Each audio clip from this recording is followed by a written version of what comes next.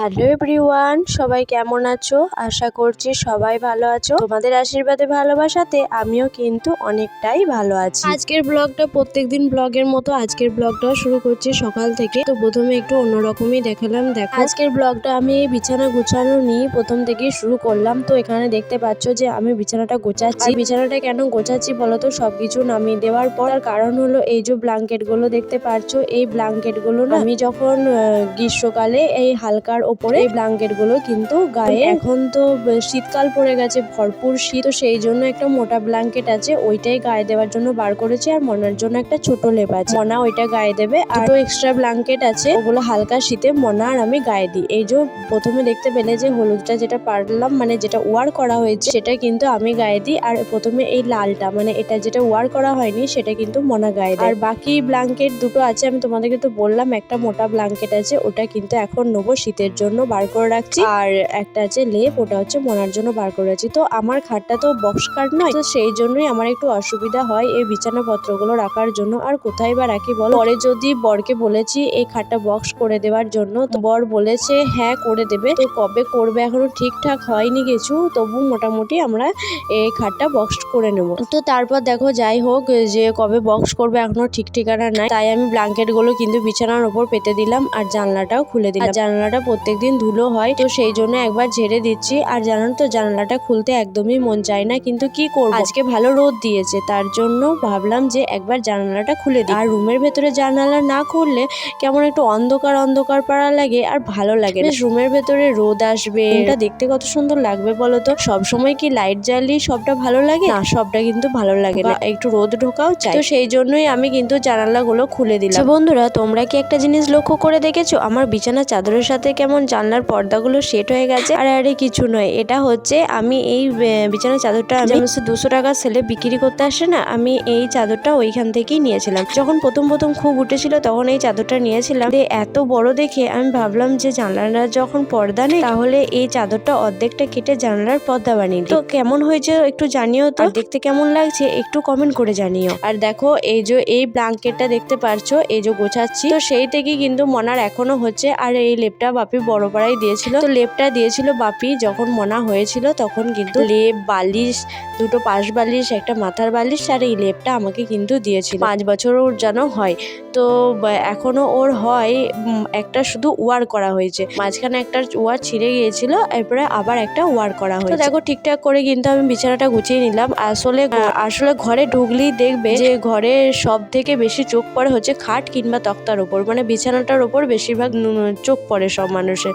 তো সেই জন্যই কিন্তু বিছানাটা পরিষ্কার পরিচ্ছন্ন রাখা সব থেকে দরকার। মানে কিছু হোক না হোক, বিছানা যেন পরিষ্কার পরিচ্ছন্ন থাকলে তবেই মনে হয় যেন ঘরটা একটু খানে হলেও টিপটাপ পরিষ্কার পরিচ্ছন্ন আছে। তো আমার তো একটা অভ্যাস আছে, মানে যখনই আমি রুমের ভেতরে ঢুকি না কেন, তখনই শুধু মনে হয় বিছানা চাদর এদের ওদার হয়ে গেলে মনে হয় যেন বিছানা চাদরটা একটু টান টান করে দিই। আচ্ছা, আমার মতো এরকম কার রোগ আছে একটু কমেন্ট করে জানিও তো প্লিজ তোমরা। আমার তো এদিকে বিছানা গোছানো হয়ে গেছে, তাই আমি এদিকে একবার ঝাড় দেওয়ার জন্য চলে এলাম। কারণ বিছানা তোলার পর কিন্তু ঝাড় না দিলে বালি কিচকিচ করে, তো সেই জন্যই কিন্তু আমি মেঝেটা আরেকবার ঝাড় দিয়ে দিচ্ছি। আর সকালে যদিও একবার ঝাড় দিয়েছি, তবুও যেন মন পোষায় না, তাই আরেকবার ঝাড় দিয়ে দিচ্ছি। আর ঝাড় দিতে দিতে এই তাকটা দেখতে পাচ্ছ, তো এই তাকটা কিন্তু আমি একবার ঝেড়ে নিলাম। রুম বাগানো আমার প্রায় একটু কমপ্লিট হয়েছে, যে বিছানাগুলো পাতলাম।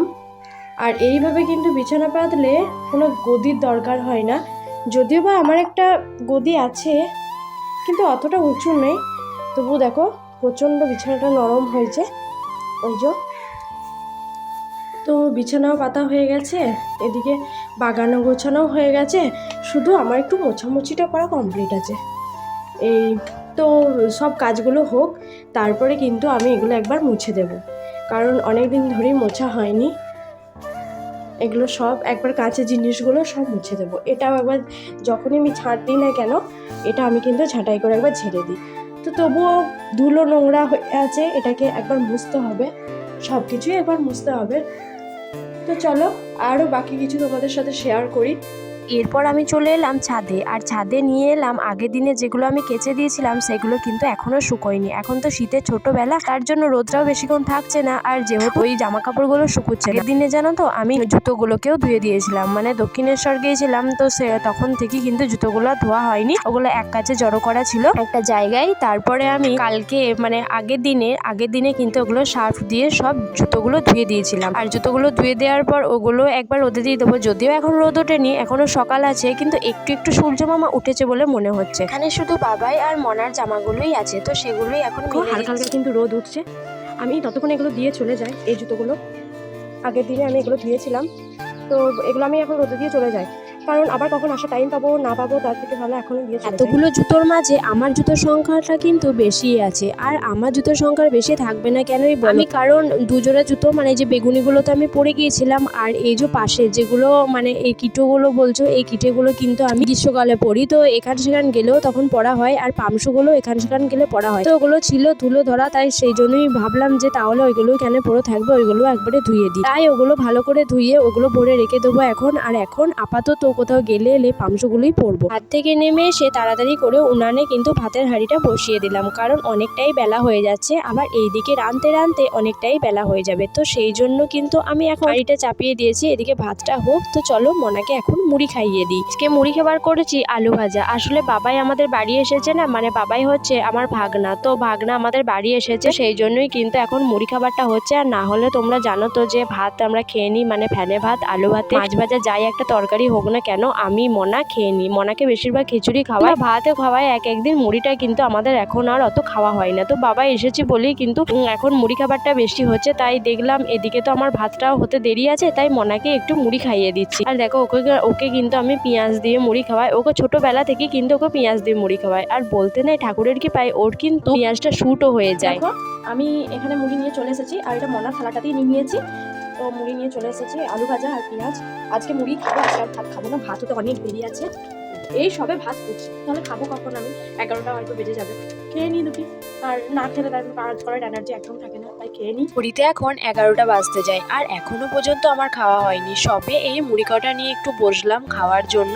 আর দেখো মেয়েদের জীবনটা সত্যিই আলাদা, বিয়ের আগে একরকম থাকে আর বিয়ের পর একবার মা হওয়ার পর আরও একরকম, মানে জীবনটা কত পাল্টে যায় বলো, কিন্তু ছেলেদের জীবন সেই একই রকম থাকে। আচ্ছা মেয়েদেরকেই কেন ভগবান এরকম করেছে যে একটা সংসারে এসে সমস্ত কিছু উজাড় করে একটা মেয়ে যেমন করে সংসারটাকে আগলে নেয়, তেমনটা কিন্তু ছেলেদের একদমই হয় না। ছেলেরা কত সুন্দর বাড়িতে থাকে, নিজের বাড়িতে থাকতে পায়, তো মেয়েরা তো তা না, মেয়েরা নিজের আপন জন সবাইকে ছেড়ে ওই স্বামীর সাথে আসতে হয়, তবে স্বামী ভালো হলো তো হলো, না হলে তো সবকিছুই গেল, এটাই হচ্ছে মেয়েদের জীবন। যাই হোক, ভাতের ঠেকাটা দিয়ে আমি কিন্তু এখন কড়াইটা চাপিয়ে দিচ্ছি। আচ্ছা বন্ধুরা, তোমরা কি একটা জিনিস দেখতে পেয়েছো? আমি উনানের ভেতরে কত বড় একটা বাঁশ ঢুকিয়েছি, তোমরা কি দেখতে পেয়েছো? আসলে আমি উনানে বাঁশ দিয়ে দিয়েছি, এটাই হচ্ছে আসল ব্যাপার। তো যাই হোক, দেখো এখানে আমি কিন্তু সয়াবিনগুলো ভালো করে চুকুটে ধুয়ে নিচ্ছি, আর আজকে তরকারি হবে সয়াবিনের তরকারি, আলু ভাজা, আর হবে ডিমের পোচ। বাবাই খাবে ডিমের পোচ, আর মনা খাবে ডিম ভাজা। তো এখন ডিমগুলো আর করব না, তখন গ্যাসে ওগুলো করে নেওয়া হবে, আর এখন আমি এই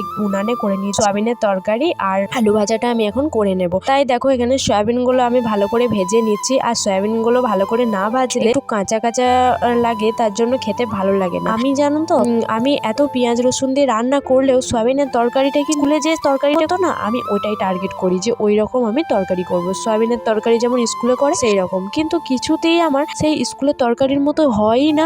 তো কেন হয় না? আচ্ছা আমার দাদা ভাই দিদি ভাইরা যারা আমার এখন ভিডিওটা দেখছো, আচ্ছা তাদের মধ্যে কেউ কি স্কুলে রান্না করো? আচ্ছা কিরকম ভাবে কি করে করো আমাকে একটু কমেন্ট করে জানাবে তো। আচ্ছা তোমরা যদি জেনে থাকো তাহলে প্লিজ আমাকে কমেন্ট করে জানাবে। আমি কিন্তু সেই স্কুলের তরকারিগুলো খুব মিস করি, পোস্ত আর হচ্ছে সয়াবিনের তরকারি, এই দুটো তরকারি কিন্তু আমি স্কুলের খুবই মিস করি। আচ্ছা তোমরাও কি এরকম করো? মশলাটা ভালো করে কষিয়ে নেওয়ার পর এখন আমি সয়াবিনের আলুগুলো দিয়ে দিচ্ছি, আর এরপরে ভালো করে একটু নাড়াচাড়া করব। কিছুতেই কিন্তু এই স্কুলের মতো হয় না, করে যে করি তার নাই ঠিক, মানে এতটাই মশলা তবুও হয় না। আসলে মনে হয় মশলা দিয়ে নয়, কোনো না কোনো একটা তো প্রসেস আছে যেটা ভাবে বানাই স্কুলের তরকারি। তো দেখো তারপরে আমি কিন্তু সয়াবিন গুলো দিয়ে ভালো করে নাড়াচাড়া করে নিচ্ছি, আর অনেকক্ষণ কষার পর একটু জল ঢেলে আবারও নাড়াচাড়া করছি। পর আমি তরকারিটাকে ঢাকা দিয়ে দেবো, আর তারপর চলে যাব মনাকে স্নান করানোর জন্য। এখন মনাকে আমি স্নান করানোর জন্য ছাদে নিয়ে যাচ্ছি। লাগিয়ে দিচ্ছে, চল সর। এই দেখো, ওনাকে তো আমি ছাদে নিয়ে এলাম স্নান করানোর জন্য, আর এদিকে দেখি যে জুতোগুলো আমি রোদে দিয়েছিলাম সেই জুতোগুলো মাঝে ওর জুতোগুলোও ছিল, তো সেই জুতোগুলো নিয়েও পড়তে আরম্ভ করে তারপর ওকে টেনে টেনে নিয়ে এলাম আর স্নান করাতে আরম্ভ করে দিয়েছি। আর মনা জানো তো ও স্নান করে, ও কিন্তু কোনো কান্নাকাটি করে না, ও এদিক থেকে কিন্তু খুব ভালো মেয়ে, ও একটু কান্নাকাটি করে না।